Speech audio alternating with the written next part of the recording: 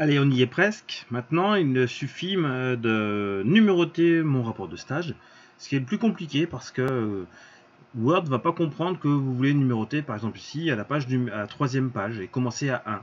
Si vous faites tout de suite insérer un numéro de page, eh bien, il paginerait 1, 2, 3, 4 dès la page de garde.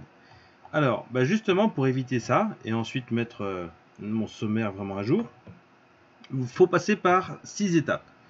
La première, eh bien, je vais réaliser des sauts de section, maintenant que vous savez ce que c'est, à l'endroit où je ne veux pas paginer les pages, par exemple là-haut, je ne veux pas paginer ni la page de garde ni le sommaire, mais je veux que mon numéro 1 commence à partir de cette page-là. Et bien à ce moment-là, je fais bien mon saut de section à cet endroit pour lui notifier. Une fois que je l'ai fait, deuxième étape, je positionne mon curseur sur la première page, sur un premier pied de page, excusez-moi, à numéroter. Donc voilà. Et là, il comprend que je suis en train de vouloir enregistrer quelque chose ici. Si je ne veux pas numéroter les deux pages du dessus, eh bien attention, puisque là pour l'instant, ce pied de page, il est identique au précédent. Donc il faut troisièmement délier du précédent. Voilà. Et donc maintenant, le premier pied de page de cette section 3, eh bien, n'aura rien à voir avec ce qui est au-dessus, mais va s'occuper de ce qu'il y a plutôt en dessous. Donc, à ce moment-là, maintenant, je vais dans Insérer, Numéro de page et Format de numéro de page. Ah oui, parce que pour l'instant, s'il faisait Insérer numéro de page, il aurait mis à cette page-là 0, parce que le format, c'est à partir de 0. Et non, je veux à partir de 1. Voilà, je veux bien que cette page-là soit le numéro 1. Et vous faites OK. Voilà.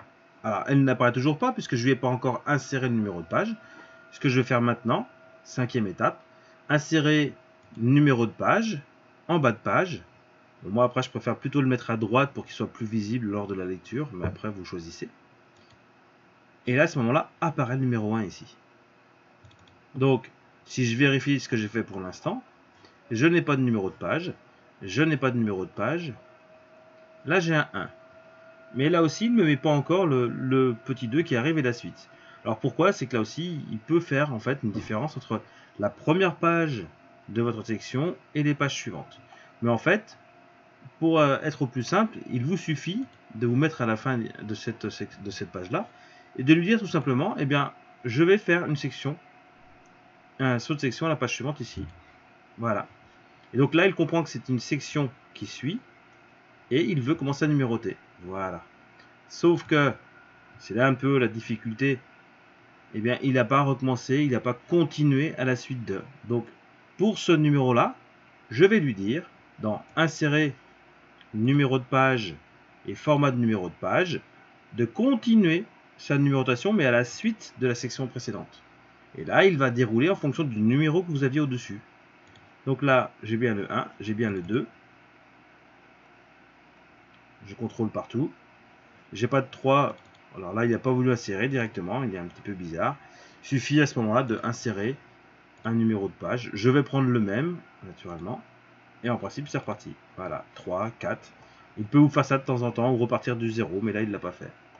Donc une fois que j'ai terminé mon numéro de page, eh bien, pensez bien à revenir sur votre table des matières si vous l'aviez fait précédemment et à la mettre à jour. Donc je vais mettre toute ma table à jour. Je fais OK. Et là, vous avez votre numérotation qui est faite convenablement.